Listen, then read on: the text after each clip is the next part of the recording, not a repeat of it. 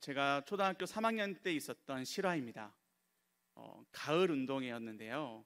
그 당시 운동회 때는 그닥 운동을 잘 하지 않아도 모든 친구들이 참여할 수 있는 기회가 있는 운동회였습니다. 그때 제가 정말 자신이 없는 달리기라는 종목에서 친구들과 함께 달리기를 시합을 하였습니다. 준비하시고 시작! 네, 저는 그 당시에 정말 눈을 감고 달렸습니다. 열심히 누구보다 최선을 다하여 달리기 위하여 열심히 달렸습니다. 한 10초 정도 지나서 눈을 떴는데 눈앞에 아무도 없는 겁니다. 그러면 몇 등이죠? 1등이죠. 네, 그런데 뒤를 돌아보니 뒤에도 아무도 없었습니다. 네, 꼴찌였습니다. 앞에도 아무도 없고 뒤에도 아무도 없는 진정한 꼴찌였죠. 그래서 1년 뒤 4학년이 되었습니다. 그때는 정말 내가 잘해보겠노라 다시 한번 열심히 뛰었습니다. 그때 참 다행히도 같이 달렸던 친구들이 달리기를 잘 하지 못했던 것 같습니다. 제가 3등을 했습니다. 그랬더니 그 당시에는 손목에다가 도장을 찍어주거든요. 그래서 무슨 도장이었는지 잘 알지 못하지만 아무튼 도장을 꽉 받았습니다. 아니, 제가 그렇게 잘 못하는 달리기에 3등 도장이 찍히다니 저는 너무나도 영광스러웠습니다. 이건 가문의 영광, 아니 어쩌면 그보다 더 큰 영광이었을 것입니다. 그래서 그 부분이 지워지지 않게 세수도 하고 잘 보존했던 그러한 기억이 있습니다. 우리 사랑하는 성도님들에게도 이러한 영광의 기억이 있으시지요. 우리 남자분들은 아마도 군대일 것입니다. 군대에서 상처가 났으면 그 상처는 적군과 싸우다가 난 상처입니다. 그죠? 사실은 축구하다가 난 상처지만요. 우리 자매님들은 정말 삶 가운데 많은 고생들을 하셨습니다. 남편 뒷바라지 하느라, 자녀들 키우느라, 또 내 인생 가운데 하고 싶은데 하지 못했던 그러한 부분들 때문에 그러한 고생했던 일들을 회상합니다. 그래도 그렇게 내가 고생했던 것 때문에 지금의 영광이 있다. 지금 아이들이 이렇게 잘 자라났고 지금 우리 가정이 이렇게 있다. 나의 인생이 이렇게 잘 되고 있다라고 그렇게 고백하는 분들도 많이 보았습니다. 사랑하는 성도님들, 우리에게는 이러한 영광의 흔적, 이렇게 삶의 흔적들이 남아 있는데요. 놀라운 사실이 있습니다. 오늘 말씀 가운데 특별히 우리에게 아주 영광스러운 흔적이 있다라는 사실을 알려줍니다. 그것이 무엇이죠? 그것이 바로 예수님의 흔적, 예수님의 흔적입니다. 그것이 얼마나 귀한 것인지 바울은 이 세상 그 어떠한 것보다도 이 흔적이 가장 귀하다. 그리고 이 흔적은 절대로 지워지지 않는다. 그리고 사실 바울의 그 인생이 한마디로 예수의 흔적을 드러내고 자랑하는 그러한 인생이었습니다. 우리 사랑하는 성도님들, 오늘 말씀을 통하여서 예수님의 흔적이 우리에게 새겨져 있음을 발견하는 시간 되기 원합니다. 그리고 이 말씀을 통하여 예수님의 흔적을 자랑하겠노라고, 더 크게 자랑하겠노라고 믿음으로 결단하는 그런 기도로 나아가는 시간 되기를 간절히 원합니다. 우리 먼저 첫 번째로 기억해야 될 것은 성도는 예수의 흔적을 지닌 자입니다. 갈라디아 교회, 이 갈라디아 교회는 사실 고린도 교회 다음으로 바울을 가장 힘들게 했던 그러한 교회였습니다. 사실 갈라디아 교회는 바울이 선포했던 이 복음을 정말 잘 받아들였던 그러한 교회였습니다. 그런데 바울이 갈라디아 교회를 떠난 지 얼마 되지 않아서 자신들이 예루살렘 교회에서 파송되어 왔다라고 하면서 거짓 선생들, 또 유대의 지도자들이 왔습니다. 그들이 거짓 복음, 다른 복음을 전하기 시작합니다. 그래서 바울은 그 거짓 복음, 다른 복음과 싸우고자 그것을 헷갈리지 않도록 바른 복음을 다시 한번 기억하게 하기 위해서 오늘 편지를 쓴 것입니다. 갈라디아서 1장 7절의 말씀 우리 한 목소리로 읽겠습니다. 다른 복음은 없나니 다만 어떤 사람들이 너희를 교란하여 그리스도의 복음을 변하게 하려 함이라. 교란하는 것, 다른 복음을 제시하는 것, 이것이 사탄의 전략입니다. 요즘 인터넷을 뜨겁게 달군, 기사를 뜨겁게 달구는 그러한 주제가 있는데요. 딥페이크입니다. 사실 저는 딥페이크라는 단어를 보자마자 이것은 사탄이다. 이것은 사탄의 전략이구나. 사탄은 페이크를 정말 딥하게 합니다. 그래서 이것이 진짜인지 가짜인지를 구별하지 못하게 하지만 사실상 그것은 가짜입니다. 그래서 사실 교회도 이러한 딥페이크의 복음의 물을 타고 복음에 계속해서 다른 것들을 첨가하는 그러한 시도가 교회 가운데 공격이 있었습니다. 사실 초대교회 때부터 지금까지 계속 있어 오는데요. 사랑하는 성도님들, 바울같이 복음을 바르게 전하는 자가 교회에 필요합니다. 그리고 이 바른 복음을 바르게 듣는 성도가 필요합니다. 그리고 그 바른 복음을 바르게 깨닫고 바르게 행하는 그러한 교회가 저와 여러분이 먼저 되시기를 간절히 원합니다. 오늘 본문은 오늘 갈라디아서의 전체적인 내용을 요약하면서 또한 이 진정한 복음의 진리를 강조하고 있습니다. 11절에 보시면 내 손으로 너희에게 이렇게 큰 글자로 쓴 것을 보라. 사실 서신서는 대부분 옆에서 쓰는 사람이 있습니다. 대필자가 있는 것이죠. 그래서 불러주면은 쓰고, 그리고 그 불러주고 쓴 것을 마지막에 불러준 그 사람이 사인을 하는 형태로 편지로 이렇게 보내지게 되는데, 갈라디아서만큼은 맨 마지막 이 내용을 바울이 직접 큰 글자로 씁니다. 근데 이 큰 글자로 썼다는 것은 여러 가지로 해석이 될 수 있습니다. 바울이 눈이 좀 좋지 않아서, 시력이 좋지 않아서 크게 썼다라고도 할 수 있지만, 사실상 이것은 전달할 내용을 크게 강조하기 위함이었습니다. 그것이 무엇이죠? 바로 17절입니다. 우리 17절의 말씀을 함께 다시 한번 한 목소리로 읽겠습니다. 이후로는 누구든지 나를 괴롭게 하지 말라. 내가 내 몸에 예수의 흔적을 지니고 있노라. 내가 내 몸에 예수의 흔적을 지니고 있노라. 그리고 너희들도 예수의 흔적을 지닌 자가 되기를 원한다. 예수의 흔적을 지닌 자만이 진정한 성도이다. 이것은 도대체 예수의 흔적은 어디에 있는 겁니까? 어떻게 하면 예수의 흔적이 새겨질 수 있습니까? 예수의 흔적 도대체 무엇입니까? 라고 질문하는 그 질문에 대한 답입니다. 예수의 흔적이 내 몸에 새겨져 있다. 그런데 이것은 외모적인, 표면적인 흔적이 아닙니다. 이것은 바로 내면적인 흔적입니다. 우리의 인생 가운데, 우리의 삶 가운데 예수님의 흔적이 새겨져 있다라고 하는 것이죠. 그러나 그 정반대의 주장이 바로 거짓 선생, 유대인들의 주장이었습니다. 복음의 외모, 표면을 강조했던 것입니다. 예수의 흔적은 무엇입니까? 여기에서 흔적이라는 단어, 이 단어를 우리가 유심히 볼 필요가 있습니다. 이 단어는 스티그마라는 단어인데요. 낙인이 찍힌다. 그리고 노예나 종에게, 또 짐승에게 주인이 찍었던 그러한 도장과 같은 것입니다. 우리가 잘 아는 단어로 하자면 마크지요. 마크. 그래서 이러한 이 문신, 마크가 찍혀 있으면 주인의 소유인 것입니다. 즉, 나에게 예수의 흔적이 있다라고 하는 것은 나의 주인은 예수님이시다.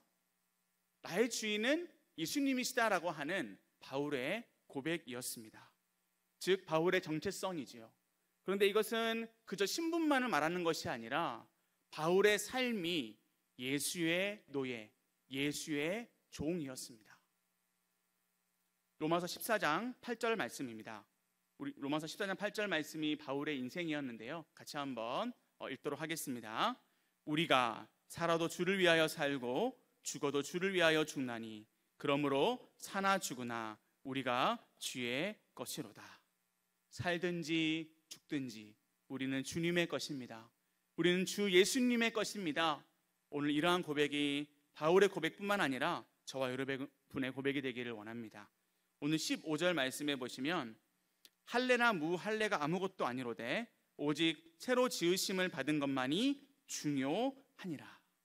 새로 지음을 받은 인생, 그 인생이 바로 성도의 인생인 줄로 믿습니다.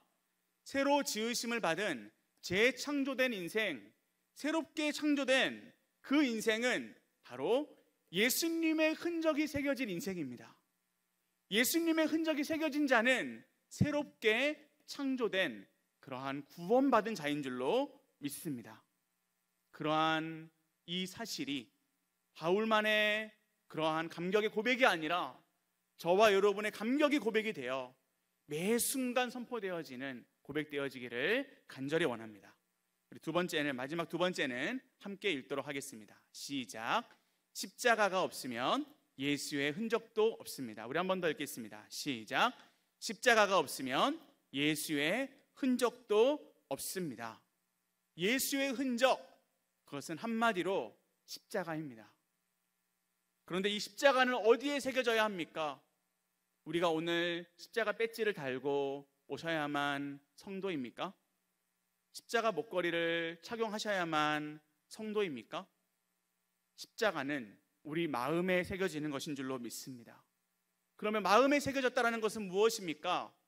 그것은 우리의 삶에 십자가가 보인다라는 것입니다. 저 사람을 보면 예수님이 보여. 저 사람의 입에는 예수님이 있어. 저 사람의 삶에는 예수님이 다 드러나고 있어. 그러한 인생이 바울의 인생이었습니다. 그런데 바울의 인생은 참 쉽지 않았습니다. 바울은 복음을 전하기 위해서 고난 가운데, 불 가운데 뛰어들었습니다. 예수의 흔적, 그래서 그 흔적은 바울의 몸에 난 복음을 위한 상처들을 의미하기도 합니다. 좀 길지만 고린도후서 11장 23절에서 27절의 말씀, 바울에게는 어떠한 복음의 상처가 있었는지를 같이 한번 읽도록 하겠습니다. 그들이 그리스도의 일꾼이냐 정신없는 말을 하거니와 나는 더욱 그러하도다.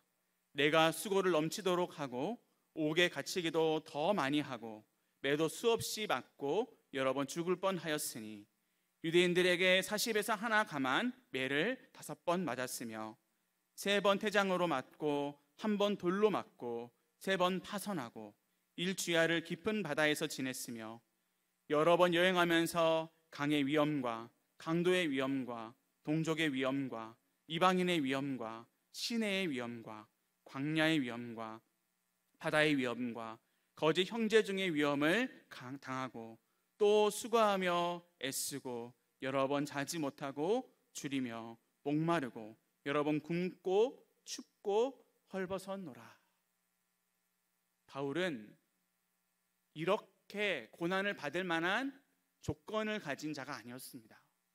바울은 소위 말하는 잘 나가는 인생이고 바울은 가질 것을 다 가진 자였습니다. 그런데 왜 바울은 그 모든 편리를 버리고 고난을, 복음을 선택했을까요? 그것은 바로 바울의 중심에, 바울의 마음에 십자가가 오롯이 새겨져 있음에 그것에 감격하여 바울이 선택한 인생입니다. 사랑하는 성도님들, 등에 난 흔적, 몸에 난 흔적, 그 흔적들을 가리기 위해서, 없애기 위해서 성형수술을 합니다. 그런데 사실 그 상처들은 그 당시에는 참 부끄러운 흔적이었습니다. 종이나 노예나 그러한 천박한 사람들이나 그러한 흔적이 있기 때문입니다. 그런데 그 부끄러운 흔적들이 바울에게는 자랑스러운 흔적이었습니다. 왜 그런가요? 왜 오늘 이 흔적을 굳이 드러내고 있을까요? 이것은 바로 유대인들이 드러내는 흔적을 정면으로 방박하기 위함이었습니다.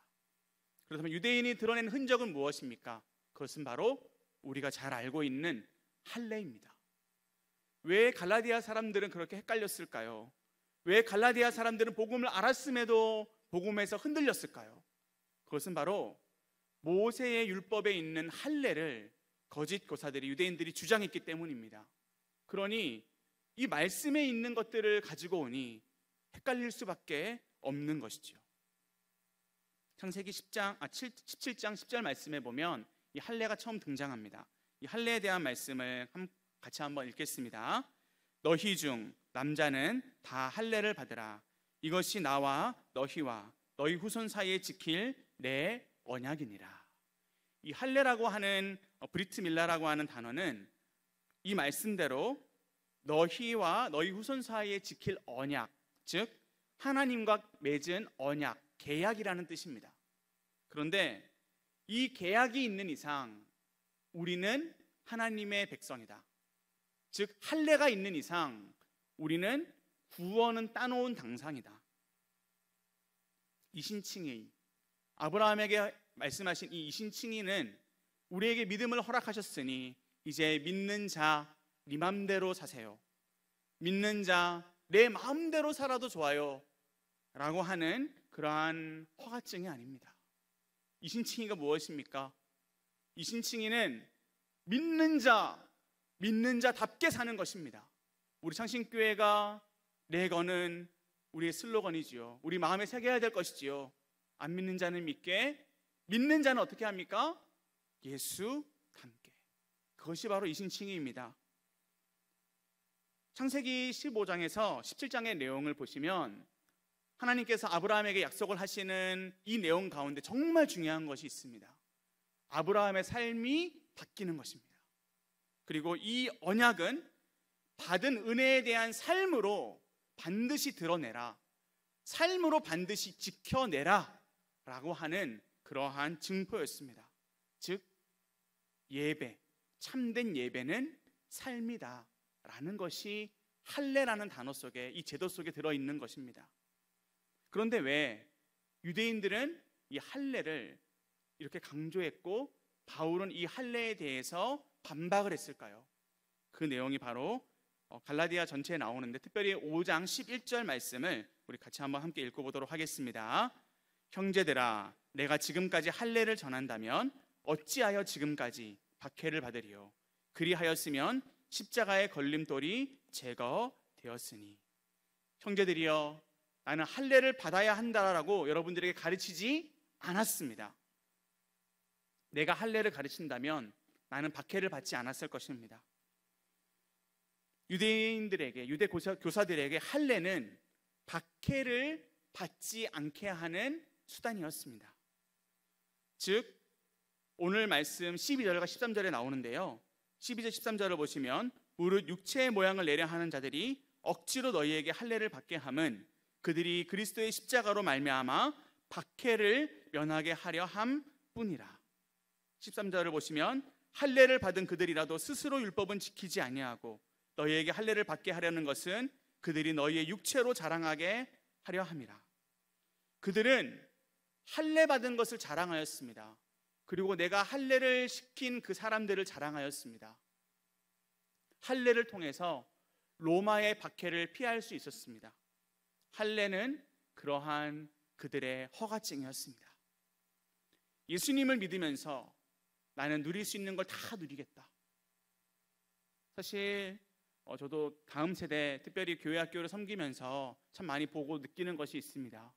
그것은 바로 무엇이냐? 예수님을 잘 믿는 가정, 그 가정의 자녀들, 그리고 어쩌면 저도 마찬가지입니다. 목사의 자녀, 직분자의 자녀, 그러한 자녀들이 좀 대우를 받습니다. 교회에서는. 그러나 그들의 삶은, 또 그 부모들의 삶은 과연 그들의 신분증이 삶을 보장할까요? 그들의 신분증이 자녀들의 믿음을 보장하고 있을까요? 예수님을 믿으면서도 얼마든지 세상적일 수 있습니다. 목사이면서도 얼마든지 세상적일 수 있습니다. 우리가 어떠한 신분을 가지든지 우리의 삶이, 우리의 중심 가운데 예수님의 흔적이 없으면, 우리의 삶 가운데 예수님의 흔적을 선택하지 않으면 우리는 세상 사람인 것입니다. 그들의 자랑은, 유대인들의 자랑은 신분이었지 그들의 삶이 아니었습니다. 그러나 바울의 자랑은 무엇입니까? 오늘 14절, 우리 14절의 말씀을 우리의 마음을 담아 읽도록 하겠습니다. 시작. 그러나 내게는 우리 주 예수 그리스도의 십자가 외에 결코 자랑할 것이 없으니 그리스도로 말미암아 세상이 나를 대하여 십자가에 못 박히고 내가 또한 세상을 대하여 그러하니라. 십자가가 기준입니다.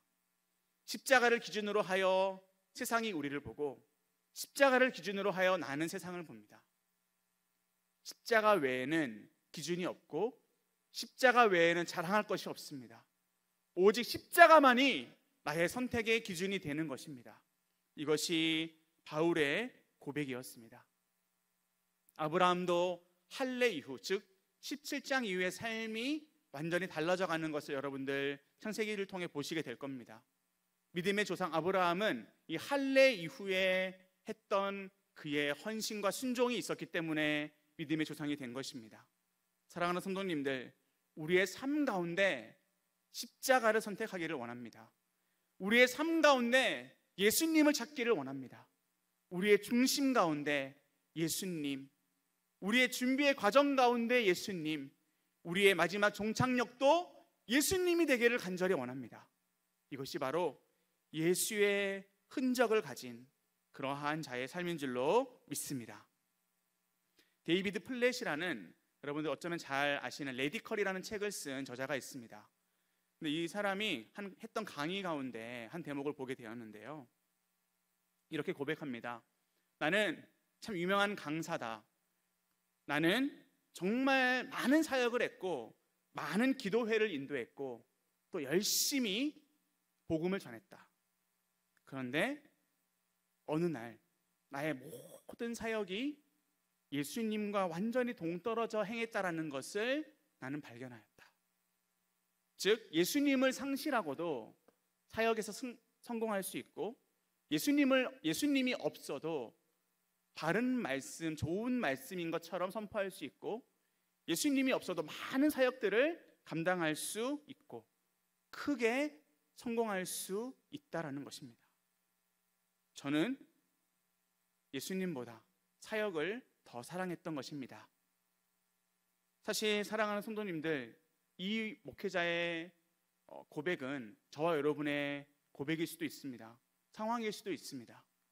어쩌면 우리는 예수님이라는 배지는 달고 있지만, 십자가라는 배지는 달고 있지만 정말 이 예수님을 사랑하는지, 정말 예수님을 사랑하여서 사랑하는 그 표현을 우리의 삶 가운데 하고 있는지 우리는 반드시 점검해 봐야 합니다. 제가 신대원을 다닐 때 어떠한 교수님이 했던 말씀이 있는데요, 많은 기도회를 인도하셨습니다. 이분도.